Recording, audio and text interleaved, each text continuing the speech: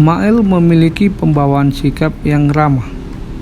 Tidak mengherankan jika orang-orang kampung segera akrab dengan dirinya. Dia suka pula menceritakan kisah lucu di sela pijatannya.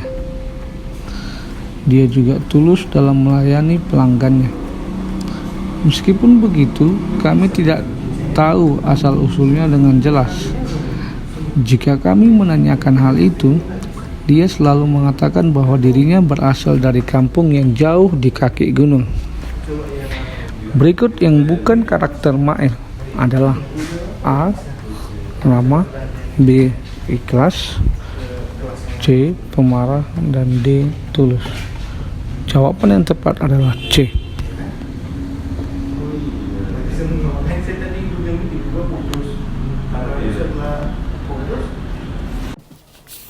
Soal berikutnya. Kami tiba di terminal. Lebih baik Om naik Indah Murni saja, kataku. Bus ini lewat jalan tol. Paling-paling cuma setengah jam ke Cililitan. Kutipan teks narasi di atas menggambarkan latar tempat di A. Terminal, B. Cililitan, C. Bus Indah, D. Jalan tol. Yang menggambarkan latar tempat pada teks tersebut adalah A. Terminal. Soal nomor 12. Berikut ini merupakan prinsip untuk bisa menulis teks narasi, yaitu A. Mencontoh dulu, jangan menyerah, mencoba. B. Tulis sekarang, jangan takut gagal, jangan menyerah. C. Lihat, amati, mencoba-coba. D. Tulis sekarang, perbaiki, rapikan. Pembahasan. Prinsip penulisan teks narasi itu adalah mulai sekarang cobalah menulis, sebab bila takut gagal maka semua akan sia-sia, dan jangan pernah menyerah untuk menulis bila menghadapi halangan. Jawaban yang tepat adalah B. Tulis sekarang, jangan takut gagal, jangan menyerah. Soal nomor 13. Sandri masih saja cemberut dari kemarin karena ia tidak dibelikan kue stroberi di toko dekat rumahnya. Walau ibunya sudah menasihati, Sandri tetap saja merengek-rengek kepada ibunya. Ibunya tahu bahwa Sandri tidak suka makanan yang manis, masam seperti kue stroberi yang dimintanya. Penggalan teks narasi tersebut berisi tentang A. Tema, B. Penokohan, C. Alur, D. Amanat. Pembahasan. Kita telah mengetahui bahwa unsur dalam teks narasi ada 6, yaitu tema, latar, alur, penokohan, sudut pandang, dan amanat. Yang ditanya pada soal tersebut adalah teks tersebut berisi tentang. Secara umum, teks tersebut berisikan tentang karakter si Sandri yang cemberut dan merengek-rengek minta kue stroberi. Sedangkan karakter ibunya yang selalu menasehati kepada Sandri bahwa ia tidak suka makan yang manis dan masam. Dapat kita simpulkan bahwa teks narasi di atas berisi tentang karakter Sandri dan juga ibunya. Jawaban yang tepat adalah B. Soal nomor 14. Kalimat berikut yang tidak menggunakan kata sambung penanda urutan waktu adalah A.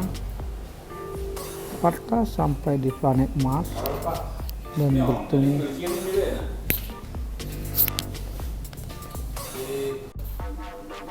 Soal nomor 14. Kalimat berikut yang tidak menggunakan kata sambung penanda urutan waktu adalah A. Varta sampai di planet Mars dan bertemu Tatao. Hal itu terjadi 2 tahun kemudian. B. Akhirnya, Nataga bingung mendengar kekalahan pasukan serigala. C. Tanpa diduga, labu itu berisikan perhiasan emas dan berlian. D. Setelah kantong ajaib terbuka, Doraemon kembali ke masa lampau. Pembahasan.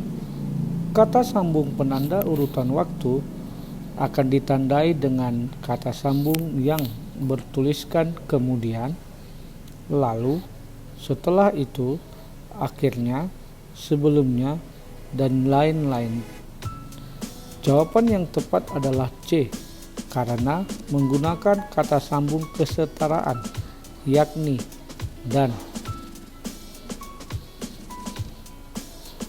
Soal nomor 15. Di sebuah desa yang kecil, ada kakak beradik yang selalu rukun. Sang kakak bernama Lida yang berumur 20 tahun dan sang adik bernama Dila yang berumur 15 tahun. Struktur teks pada penggalan teks narasi di atas adalah A. Antiklimaks, B. Komplikasi, C. Pengenalan, D. Konflik. Pembahasan. Dalam teks narasi ada 5 strukturnya, yaitu 1. Tahap pengenalan. Pada tahap pengenalan, penulis memperkenalkan tokoh cerita. Yang kedua, tahap komplikasi. Pada bagian tahap ini, penulis mulai memunculkan masalah. Ketiga, tahap konflik. Pada bagian ini, penulis menggambarkan masalah secara kompleks. Yang keempat, tahap klimaks.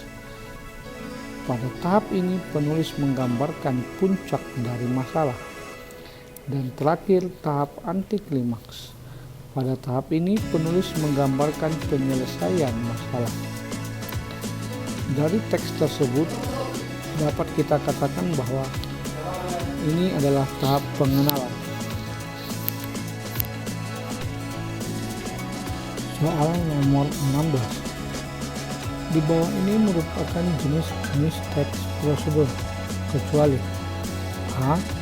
Teks prosedur kompleks, B. Teks prosedur sederhana, C. Teks prosedur protokol, D. Teks prosedur subordinatif. Pembahasan. Yang merupakan jenis teks prosedur adalah 1. Teks prosedur kompleks, 2. Teks prosedur sederhana, dan 3. Teks prosedur protokol. Jadi, dapat disimpulkan jawaban dari soal tersebut adalah D. Teks prosedur subordinatif, karena itu bukan jenis-jenis teks prosedur. Soal nomor 17. Cocokkanlah wujud teks prosedur berikut ini. 1. Cara membuat nasi goreng. 2. Cara memasukkan memori pada HP. 3. Cara mengganti oli pada motor. Pilihannya A. Yang bagian 1 itu petunjuk arah. Yang nomor 2 resep makanan. Yang nomor 3 cara melakukan kegiatan. B. Yang nomor 1 itu resep makanan. Yang nomor 2 cara menggunakan alat. Yang nomor 3 penunjuk arah. C. Yang nomor 1 resep makanan. Yang nomor 2 cara melakukan kegiatan. Yang nomor 3, cara menggunakan alat. D. Yang nomor 1 itu resep makanan.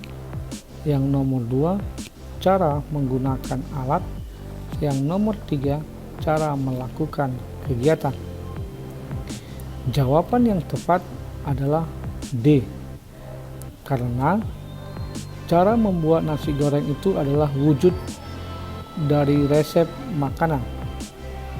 Cara memasukkan memori pada HP itu wujud dari cara menggunakan alat, dan cara mengganti oli pada motor adalah wujud dari cara melakukan kegiatan.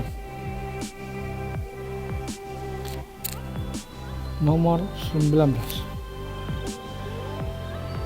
Di bawah ini bagian yang terdapat pada resep makanan, kecuali A.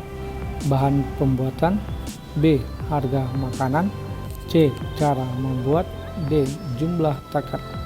Yang tidak terdapat pada resep makanan adalah B. Harga makanan. Nomor 19. Teks yang berisi langkah-langkah yang sistematis yang sesuai dengan aturan untuk mencapai suatu tujuan yang disampaikan dalam bentuk teks disebut dengan teks. A. Narasi, B. Prosedur, C. Deskripsi, D. Argumentasi. Jawaban yang tepat adalah B. Prosedur. Nomor 20.